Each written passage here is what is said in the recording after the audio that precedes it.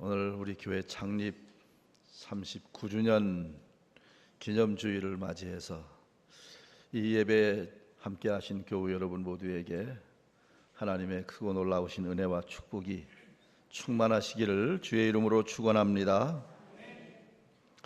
그 친구 따라서 주일학교에 처음 온 어린이가 있었습니다. 그날 공과 공부의 주제가 바로 하나님은 어디 계실까라는 주제였습니다. 그래서 공부를 다 한 다음에 선생님이 학생들에게 질문을 합니다. 하나님은 어디 계시지? 하나님은 어디 계셔? 하나님은 어디 계실까? 이때 이 처음 온 아이가 고개를 푹 숙이고 있다가 조용히 빠져나와서 뒷문으로 빠져나와가지고 집으로 도망을 쳤어요. 땀을 뻘뻘 흘리면서 자기 엄마에게 와서 이렇게 얘기를 합니다. 엄마 큰일 났어. 내가 오늘 저 집 앞에 저 교회에 나갔었는데 저 교회에서는 하나님을 잊어버렸나 봐. 자꾸 하나님을 찾아. 자꾸 나보고도 하나님 어디 계시냐고 묻는 걸 보니까 내가 하나님 어디다가 훔쳐갔나 이렇게 생각을 하는 것 같아 라고 말을 했답니다. 물론 지나가는 얘기입니다만은 혹시 여러분 신앙생활 쭉 오늘까지 해오시고 교회 생활 잘 해오셨는데 혹시 중요한 뭐를 잃어버리신 거 아니십니까? 혹시 행복한 교회 생활을 잃어버리신 분 안 계십니까? 기도의 능력을 잃어버리고 살아가는 분은 안 계십니까? 가정 공동체 안에서 그리고 각 구역에서 소그룹에서 아름다운 교제와 아름다운 친교를 잃어버리고 사신 분 안 계십니까? 이 어린아이처럼 하나님을 잃어버리고 종교생활한다, 교회생활한다 하고 계시는 분은 안 계십니까? 우리가 구원받고 이 땅에 살아가는 동안에 신앙생활, 교회생활을 하는 목적이 뭐예요? 하나님은 우리 모두가 다 행복하시기를 원하십니다. 영원토록 즐거워하라고 말씀하십니다. 하나님 때문에 행복하기를 원하시는 거예요. 하나님의 자녀가 되었다는 사실 때문에, 내가 구원받은 사람이 되었다는 사실 때문에 하나님은 우리 모두가 다 행복하기를 원하십니다. 그런데 행복하지 않다면 뭔가 중요한 것을 잃어버리고 사시는 거죠. 그리고 한 걸음 더 나가서 하나님 나라, 하나님의 교회를 건강하게 세워서 하나님 앞에 영광을 돌리는 삶을 하나님은 기대하십니다. 우리 소요리 문답 제1번에 보면 사람의 제1되는 목적이 무엇이뇨? 하나님을 영화롭게 하고 영원토록 그를 즐거워하는 것이다 라고 했습니다. 정말 여러분이 그렇게 하나님 앞에 영광되는 삶을 살고 있다고 이 시간 자신 있게 말하실 수 있습니까? 우리 교회가 이제 39주년을 맞이했습니다. 우리 교회가 주님의 심장 속에 있었던 바로 그 교회, 초대교회를 뒤집었던 바로 그 교회, 성경 속에서 주님께서 내 교회를 세우리라고 말씀하셨던 그 교회, 과연 그 교회를 우리는 계속해서 찾아가고 있는가? 제2의 종교개혁이라고 하는 책을 쓰신 빌 베켐 박사가 들려주는 재미있는 이야기가 있습니다. 하나님께서 이 땅에 교회를 세우실 때 두 날개로 훨훨 날아가는 새와 같은, 한 마리의 새와 같은 그러한 교회를 세우셨다라고 말합니다. 그래서 처음 세웠던 그 교회는 많은 핍박이 있었지만 그 핍박 가운데서도 두 날개로 훨훨 하늘을 날며 하나님을 기쁘게 했습니다. 그런데 그 두 날개로 훨훨 날아가는 그 교회가 너무나도 아름다워서 마귀가 질투를 하기 시작을 했대요. 어떻게 하면 저 새를 날아가지 못하게 할까? 그러는 중에 한 날개는 잘 날아가도록 만들고 한 날개를 꺾어버리면 저 새는 못 날을 것이다. 그래서 한 날개를 꺾어버리기로 합니다. 그래서 그때 무슨 사건이 일어났습니까? 로마에서 극렬하게 핍박하던 기독교에 대한 핍박이 끝나고 콘스탄틴 대제에 의해서 기독교가 자유를 얻습니다. 그리고 기독교가 국교가 됩니다. 그러니까 이제 핍박이 끝났잖아요. 기독교가 공인이 됐잖아요. 그러니까 이제 크리스찬들은 동굴 속에 숨어 있다가 각 가정에서 몰래 모여서 몇 사람이 모여서 예배하던 그것을 다 내팽개치고, 그 다음에 뭐 했습니까? 커다란 예배당을 짓고 커다란 예배당에 다 몰려가지고 아주 아름다운 예배를 드리기 시작을 했습니다. 핍박이 없는 것은 좋은 일이지요. 그런데 뭐가, 이 소그룹 공동체가 그룹 모여서 신앙을 나누고 삶을 나누고 아름다운 하나님의 사랑을 나누던 공동체가 서서히 약화되기 시작했다고 하는 것입니다. 그로부터 1700년 동안 이제 이 교회는 거대한 조직이 되고 제도가 되어서 이 한쪽 날개를 잃어버린, 한쪽 날개만 비대해진 채로 이제 계속해서 제자리를 도는 그러한 교회가 되었다라고 빌 베켄 박사는 얘기를 합니다. 자, 여기서 이분이 얘기하는 두 날개가 뭡니까? 교회에서 두 날개가, 첫째는 모든 성도들이 지금 우리처럼 한 자리에 모여서 예배를 드리는 예배의 날개입니다. 이 예배를 통해서 하나님이 찬송을 받으시지요. 이 예배를 통해서 성도들은 우리의 마음속에 담겨있던 여러 가지 기도를 하나님 앞에 드리고 응답을 받습니다. 또 예배를 통해서 우리는 하나님께서부터 이 목사님을 통해서 들려주시는 하나님의 말씀을 듣습니다. 또 예배를 통해서 우리는 하나님께서 우리에게 베풀어 주셨던 그 은혜에 감사하면서 봉헌의 시간을 갖기도 합니다. 그리고 우리는 예배를 통해서 세상에 나가서 어떻게 살아야 될 것인가 새로운 결심을 하기도 합니다. 이게 첫 번째 한 날개예요. 그 다음에 두 번째는, 또 한 날개는 뭡니까? 예배를 드리고 가정으로 돌아가서 가정교회를 세우는 것입니다. 그리고 두 가정, 세 가정, 네 가정, 다섯 가정이 모여서 함께 교제를 나누는 것입니다. 그것을 우리는 구역이라 이렇게 부릅니다. 그 구역 활동을 통해서 우리는 내 아픈 상처를 말하기도 하고 내 이웃의 상처에 대한 이야기를 듣기도 하고, 그래서 너의 아픔이 나의 아픔이 되고 나의 아픔이 너의 아픔이 되고 나의 기쁨이 너의 기쁨이 되며 너의 기쁨이 나의 기쁨이 되기도 하고, 우리의 꿈과 비전을 함께 나누기도 하며 우리가 그런 교제를 통해서 우리의 믿음이 날마다 성장되어지는 이 또 하나의 날개를 의미합니다. 이것은 소그룹의 날개입니다. 구역의 날개입니다. 가정의 날개입니다. 어느 것이 더 중요하냐, 뭐 이런 얘기를 지금 할 수 있는 것은 아니죠. 예배 중요한 사건입니다. 중요한 사역이에요. 이 땅에 건강하게 살아야 되는 이유는 하나님을 영화롭게 예배하기 위해서입니다. 예배는 그만큼 중요합니다. 그러나 교회는 예배만을 위해서 존재하는 것이 아닙니다. 우선 회복되어야 되는 일은 두 날개로 날아가는 교회가 회복되어야 된다, 그 말입니다. 배에 노를 져서 앞으로 나아갈 때도 양쪽 노가 같이 잘 져져야 똑바로 나갈 수가 있습니다. 그래야 균형 잡힌 그러한 항해를 할 수가 있는 것입니다. 우리는 두 하나님을 만납니다. 그래서 어떤 아이 보고 너 하나님에 대해서 말해봐라 그랬더니 그 어떤 아이가, 주일학교 다니는 어떤 아이가, 우리 하나님은요 너무너무 커서 온 우주에도 담을 수 없고요, 하나님은 너무너무 작으셔서 내 안에도 계세요. 그러니까 초월하신 하나님을 우리는 예배를 통해서 만납니다. 그리고 우리 소그룹을 통해서 내 작은 신음에도 응답해 주시는 그 세밀하신 하나님을 우리는 또한 만나게 되는 것입니다. 바로 이 두 균형이 잘 잡혀져 있어야 된다, 그 말입니다. 그래서 이 초대교회에서는 교회라고 할 때에 많은 경우 바울 서신에 보면 이런 얘기가 나옵니다. 누구누구의 집에 있는 교회에 편지하노니, 누구누구 집에 있는 교회에 문안하노니 라는 말씀이 나옵니다. 그러므로 오늘까지도 우리 한국교회는 많은 사람들이 모여서 예배하는 이 이 예배 한 날개는 잘 발달되어 있습니다. 막 수만 명이 모이기도 하고요.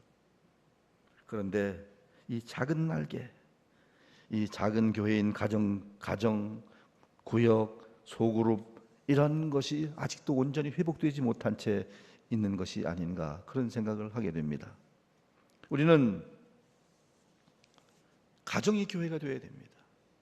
그런데 많은 경우 보면 교회에서는 예배를 잘 드리고 집에 돌아가면 그 다음에는 교회와 신앙과는 전혀 다른 얘기들이 오고 갑니다. 가정이 교회가 되어야 되는 거죠.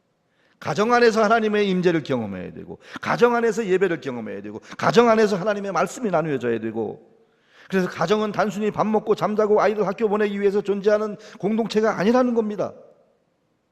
교회는 가족이요, 가정은 교회입니다. 그리고 2가정, 3가정, 4가정, 5가정, 그래서 대여섯 명이 모여서 모이는 이 공동체를 우리는 소그룹, 구역이라고 부릅니다. 여기에서 우리는 또한 예배를 나누게 되고 말씀을 나누게 되고, 여기서 우리는 서로에 대한 그 아픔을 나누고 기도의 제목을 나누고 삶을 나누는, 그래서 작은 천국을 건설해 가는 것입니다. 그래서 교회가 뭐냐? 교회에 대한 정의들이 많이 있습니다. 교회는 가족입니다. 교회는 그리스도의 몸입니다. 그렇다면 어떻게 몸이 건강할 수 있습니까? 눈, 코, 입, 귀, 팔, 다리, 또 내장, 기관, 세포 하나까지 다 건강해야 그게 건강한 몸입니다. 내 속에 있는 내장의 장기 하나만 잘못돼도 몸 전체가 망가지는 경우들이 많이 있습니다. 그렇다면 교회가 그리스도의 몸이라면 여러분은 어떤 지체가 되면 행복할 수 있을 것 같습니까? 지금 여러분 어떤 지체의 역할을 하고 있다고 생각을 하고 계십니까? 저는 오늘 중요한 이런 얘기를 좀 하고 싶어요. 초대교회는 핍박 가운데서도 예배의 날개와 가정의 날개가 잘 발달되어서 하나님을 기쁘시게 했습니다. 그런데 기독교가 국교가 된 후에 가정의 날개를 많이 잃어버렸습니다. 1700년 동안 주님의 교회에 부여해 주신 능력과 행복을 많이 잃어버리고 살았다는 말입니다. 이처럼 작은 날개 가정교회 소그룹 공동체를 잃어버리게 되었을 때 어떤 문제가 생깁니까? 자, 교회를요 축구장에다가 한번 비유해서 이야기를 해보십시다. 축구 경기장에 가보면은 누가 있어요? 운동선수들, 축구선수들, 그 다음에 각 팀의 감독들, 그 벤치에 앉아있는 수많은 관중들, 그리고 각 팀을 리드하는 감독과 코치, 그리고 방송을 하는 해설자, 또 경기를 진행하는 심판, 이런 사람들이 있습니다. 그런데 여러분, 이 축구장, 이 경기장에서 주인공이 누굽니까? 주인공은 누가 뭘 해도 운동선수들이라고 봐야 되겠죠. 감독이나 코치, 심판은 운동선수들을 훈련하고 도와줍니다. 게임이 공정하고 바르게 재미있게 진행되도록 진행을 맡은 사람들입니다. 그렇다면 이 교회에서의 운동선수는 누굽니까? 교회에서의 주인공은 누굽니까? 목사요? 목사가 아닙니다. 하나님 나라 사역의 진정한 운동선수는 성도들 한 사람 한 사람이라고 그러는 거예요. 지금까지 세계 교회가 목사가 운동선수 노릇했어요. 그래서 목사들이 막 앞장서 뛰고 뛰다가 탈진하고 하여간 쓰러지도록 뜁니다.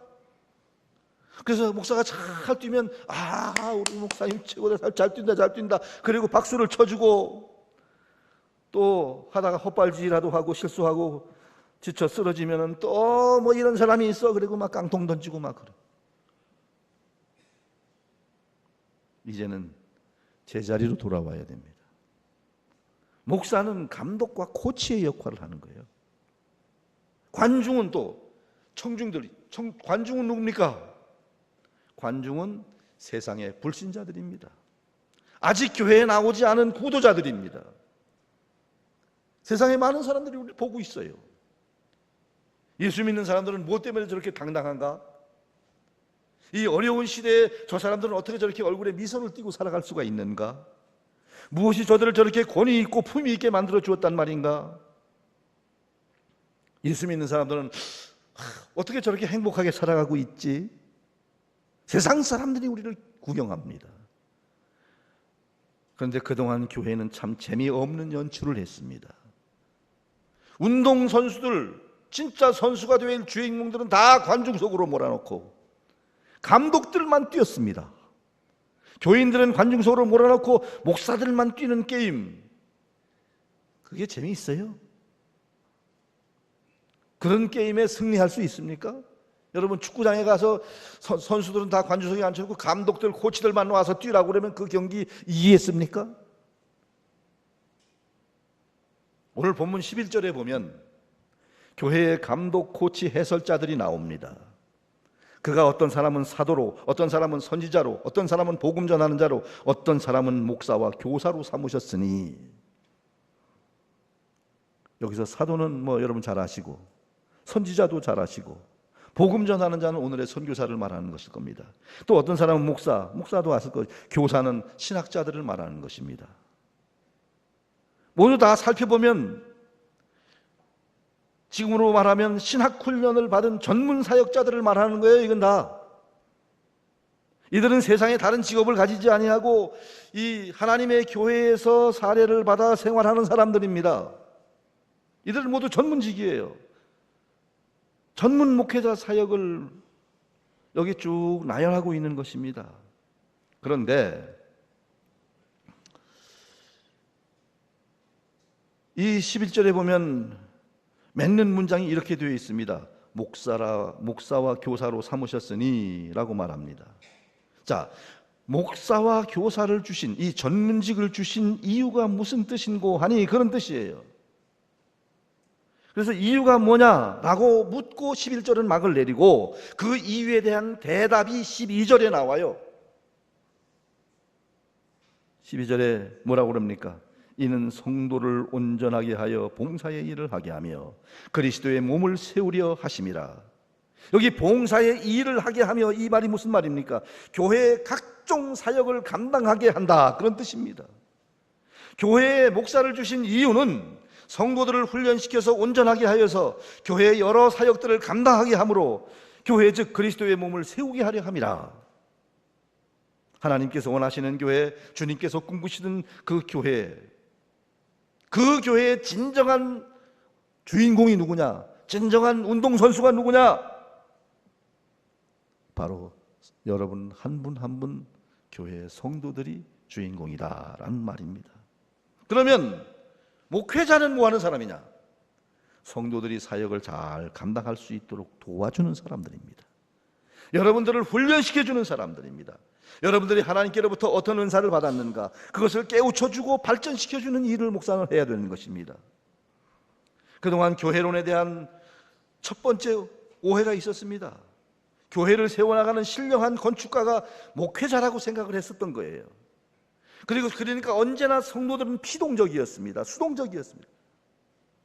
그래서 언제까지나 목회자가 성도들을 돌봐주고 먹여주고 사역해주기만을 기다리고 있었습니다. 배가 고프면 목사님 내가 배고파요. 어디가 아프면 목사님 내가 아파요. 뭐 하고 싶어요. 뭐 가지고 싶어요. 집사가 되고 권사가 되고 장로가 되었음에도 불구하고 유치원 다닐 때 징징거리던 것처럼 불평하고 걸핏하면 넘어져서 나 여기 무릎이 깨졌어요, 아파요 라고 얘기하고 있는 것이 바로 오늘 우리들의 현실이 아니냐 이 말이에요. 원래 그게 아닙니다. 초대교회는 적어도 그런 건 아니었습니다. 주님께서 세우시기를 원하셨던 교회는 바로 그런 모습이 아니라고 하는 거예요. 신령한 교회 건축가는 평신도들이요 성도들입니다. 그동안 우리는 이 교회 사역론에 대해서 깊은 오해가 있었습니다. 교회 사역을 하게 되면 성도들이 목회자의 목회를 잘 도와주는 것이라고 생각을 했습니다. 그러나 성경적인 원리, 주님의 뜻에 의하면 어디까지나 오해입니다. 성도들이 온전히 사역을 감당할 수 있도록 성도들을 도와주고 성도들을 서포트하기 위해서 교회마다 목회자를 하나님이 보내시는 것입니다. 그러니까 목회자가 성도들을 돕는 것이죠. 저는 목회자의 사명과 역할은 성도들의 사역을 잘 할 수 있도록 준비시켜 주는 것이라고 생각을 합니다. 그리고 저는 지난 34년 동안 우리 교회에 와서 사역을 하면서 철저하게 바로 이 목회자가 해야 될 사역에 충실해 왔다고 저는 자부합니다. 평신도들이 다 각자 자기의 은사를 따라서 각자 자기의 위치에서 열심히 잘 감당할 수 있도록 모든 조직을 편성해주고 저들에게 하나님의 말씀을 공급해주고 저들에게 동기를 부여해줘서 모든 일들이 성도들이 정말 잘 이 세상이라고 하는 그라운드에서 열심히 뛸 수 있도록 그 역할을 해준 것을 저는 최선을 다해서 감당해 왔다고 생각을 하고 있습니다. 첫 번째 종교개혁이 성직자들에게만 있었던 성경을 뺏어서 평신도들에게 내어준 것이 첫 번째 종교개혁이었습니다. 이제 두 번째 종교개혁은 성직자들에게만 있었던 사역을 뺏어서 평신도들에게 돌려주는 그러한 운동이 두 번째 종교개혁이 될 것이다 라고 생각을 합니다. 그리고 성도들의 주 사역은 이 작은 날개, 즉 구역이나 소그룹 안에서 주로 이루어지게 될 것입니다. 우리 교회에도 보면 그저 5, 6명 정도 모이는 구역이 있습니다. 여러 구역이 있어요. 그래서 구역장들이 구역을 잘 돌봅니다. 누가 아프다, 누가 마음의 상처를 받았다 그러면 가서 열심히 살펴주고 어루만져주고, 상담을 해오면은 그저 내일보다 더 진지하게 그 사람에 대한 얘기를 들어주고 상담을 해줍니다. 그래서 5, 6명밖에 안 모이는 그런 자리지만 거기는 언제나 주님이 함께 하시는 영광스러운 예배를 창출해내고요, 예배가 있고 찬양이 있고 은혜로운 기도가 있고 서로를 위해서 중보 기도를 해주기도 하고 복음이 전파되기도 하고 서로 책임을 함께 나누기도 하고, 그 연약한 성도들도 그 그룹 안에, 그 구역 안에 들어가서 열심히 구역 활동을 하다 보면 믿음이 솔솔 자라납니다. 우리 구역에도 그런 아름다운 모본이 된 구역들이 참 많이 있어요. 얼마나 아름다운 공동체입니까? 바로 주님이 원하시는 모습이 바로 이런 모습이라고 그러는 거예요. 또 그것만 필요하냐? 그건 아니에요. 또 한 날개, 예배. 이 큰 날개 예배를 위해서도 많은 사역자들이 필요하죠. 지금도 우리는 이렇게 편안히 앉아서 예배를 드리고 있지만 지금 이 시스템이 돌아가고 있는 거예요. 예배에 집례자가 있고 설교자가 있지요. 기도를 맡은 분이 있고 찬양대가 있고, 찬양대가 오늘 이 찬양을 하기 위해서도 벌써 몇 주 전서부터 이 찬양을 잘 준비하고 예배 들어오기 전부터 준비를 잘하고 올라왔습니다. 반주자, 또한 이 찬양대가 굴러가기 위해서는 임원들이 있고, 이런 여러 조직들이 있어서 이게 잘 돌아가는 거예요. 예배당에 딱 들어오게 되면 문을 열고 반갑게 맞이해주는, 안내하는 분들이 있고요. 또한 방송실 안에서는 조명을 조정하는 사람, 음향을 만지는 사람, 컴퓨터를 통해서 자막을 처리하는 사람들 있습니다. 그 외에도 뭐 조그맣게는 강단에 이렇게 물을 떠다가 채우는 사람, 또 차량을 안내하는 사람, 이런 모든 사람들이 잘 움직여짐으로 이 하나의 예배가 정상적으로 잘 돌아가게 돼 있다 그 말입니다. 바로 이런 사람들이 각자 자기 자리에서 이 예배를 위해서 섬기고 있기 때문에 우리는 이렇게 행복한 예배를 드릴 수가 있는 겁니다. 그러니까 예배를 섬기고 구역을 섬기는 모든 사람들이 다 교회를 세우는 사람들입니다. 이들 모두가 다 주님의 몸된 교회를 세우는 사람들이다 그 말이에요. 그래서 이 성도들이 자발적으로 자동적으로 잘 돌아가도록 그 시스템을 만드는 것, 그래서 거기서 은혜를 느끼고 감격을 하고, 이것이 목회자의 몫이라 그렇게 만드는 것이, 그렇게 생각을 합니다. 그런데 이게 정상적으로 되지 못하면 많은 사람들이 여기에서 상처를 받기도 하고, 교회에 나오기는 나오는데 뭔가 오히려 안 왔다 간 날보다 더 불편한 마음을 가지게 되는 경우들도 생기고, 이건 뭔가 신앙생활 잘못하고 있는 거예요. 여러분, 고슴도치의 이야기를 아십니까? 추운 겨울밤 넓고 큰 철망 안에다가 고슴도치 떼를 담아서 밖에다 내놓았습니다. 영하 20도에 혹한 속에 찬바람이 불어옵니다. 그러니까 얼마나 추워요. 이 고슴도치들이 막 부들부들 떨다가 한 마리 두 마리 서로 몰려서 딱 가까이 몰려들기 시작합니다. 서로 붙어 있으니까 처음에는 따뜻해요. 그러나 저마다의 고슴도치에는 뭐가 있어요? 찌르는 바늘이 있잖아요. 저마다의 바늘이 상대방을 찌릅니다. 그러니까 아파옵니다. 피가 납니다. 그러니까 너무 따갑고 아프니까 고슴도치들이 다시 흩어지기 시작합니다.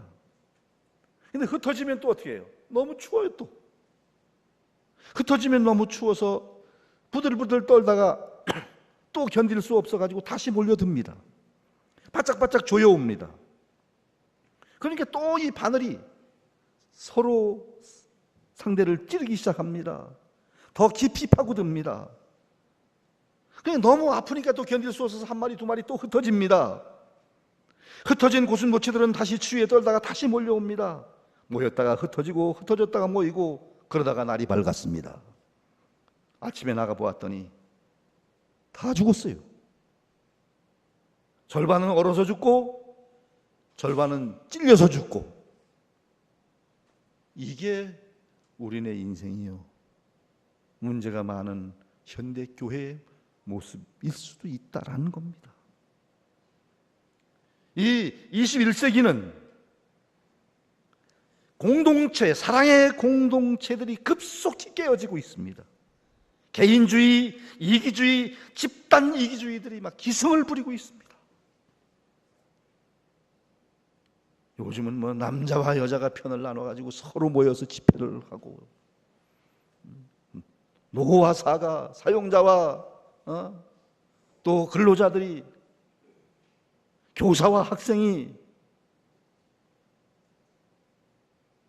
이게 뭐 참 무슨 철천지왼수나 된 것처럼 이렇게 지금 살아가고 있는 것이 오늘 우리의 현실 아니냐 이 말이에요.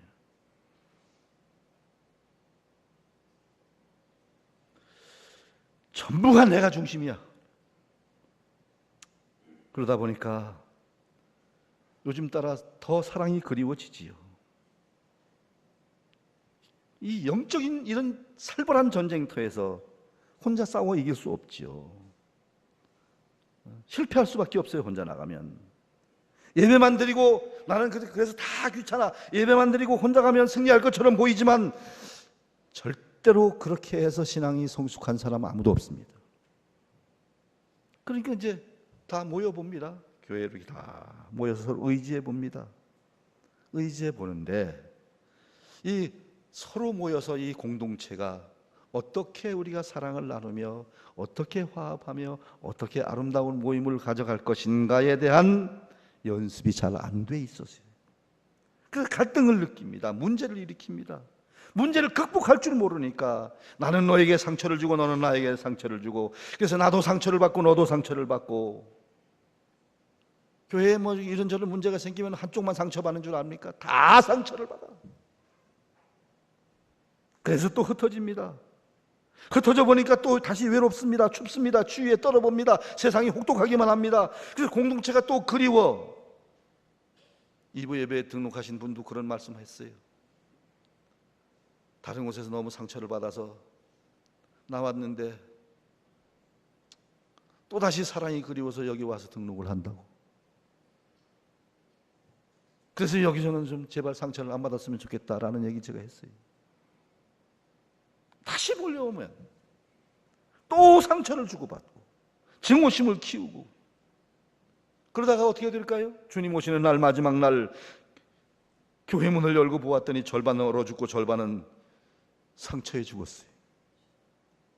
저마다의 가슴속에 상처를 안고 신음하고 있어요. 추위에 떨고 있어요. 이게 오늘의 현실인데,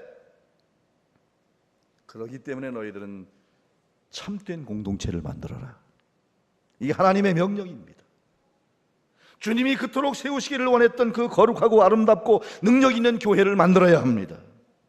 미래 교회가 성경적인 교회, 공동체의 교회를 건축하지 못하면 얼어 죽고 찔려 죽고 말 겁니다. 교회를 세워가는 사람들은 성도들입니다. 그리스도의 몸을 멋지게 세우기 위해서 사역 현장으로 우리 성도들 모두가 뛰어들어가야 합니다. 이것은 해도 좋고 안 해도 좋은 일이 아닙니다. 이거는 필수 과목입니다. 오늘날 현대인들은 너도 춥고 나도 춥습니다. 너도 아프고 나도 아픕니다. 서로를 감싸줄 수 있는 사람, 추위에 얼어 죽지도 아니하고 찔려서 상처도 내지 아니하고 따뜻하고 건강하고 아름다운 공동체를 우리는 만들어야 될 것입니다. 교회 와서 세상 이야기 너무 많이 하지 마세요. 교회 와서 정치 이야기 같은 이야기들은 아예 입도 꺼내지 마세요.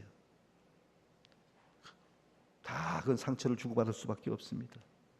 우리 교회는 주님의 사랑 이야기만 해도 우리는 시간이 모자라요. 그렇게 될 때 우리 교회는 초대교회처럼 세상을 정복하는 교회가 될 것입니다. 이 도시를 정복하게 될 것이고 저 북녘의 추위에 떨고 있는 내 동포들을 살려내게 될 것이며 복음의 마지막 주자로서 땅끝까지 복음을 전하는 일에 아름답게 쓰임받게 될 줄로 믿습니다. 사랑하는 성도 여러분, 이 교회의 주인공은 이 그라운드에서 직접 뛰어야 되는 선수들은 목회자가 아니고 성도들입니다. 여러 성도들은 이제 그 하나님의 말씀을 받아서 크게는 하나님 앞에 영광스러운 예배를 드리며 초월하신 하나님을 만나고 작게는 모든 구역 소그룹에 들어가서 다 나도 나를 내어놓고 서로 아픔을 함께 나누며 상처를 치유하고 그래서 아름다운 공동체를 이루어서 두 날개로 훨훨 날라 정말 주님의 영광을 나타낼 수 있는 그런 아름다운 교회로 계속해서 성장해가는 우리 대광교회가 될 수 있기를 주의 이름으로 축원합니다. 거룩하시고 자비로우신 하나님 감사합니다. 우리 교회가 창립 39주년을 맞이했습니다. 오늘까지 숨가쁘게 달려왔습니다. 이 21세기가 너무나도 차갑고 냉랭한 이러한 때를 우리가 만났습니다. 우리 교회가 이럴 때에 사랑이 여기 있노라고, 바로 아름다운 공동체는 이렇게 만들어지는 것이라고, 이 세상에 그리스도의 사랑을 널리 보여줄 수 있는 교회가 되게 하여 주옵소서. 예배가 살아있는 교회, 그리고 작은 공동체들이 다 살아 움직이는 아름다운 교회가 되게 하여 주시고 모든 성도들이 여기에서 최선을 다함으로 말미암아 하나님 앞에 큰 영광이 되게 하여 주시옵소서. 예수님의 이름으로 기도드리옵나이다.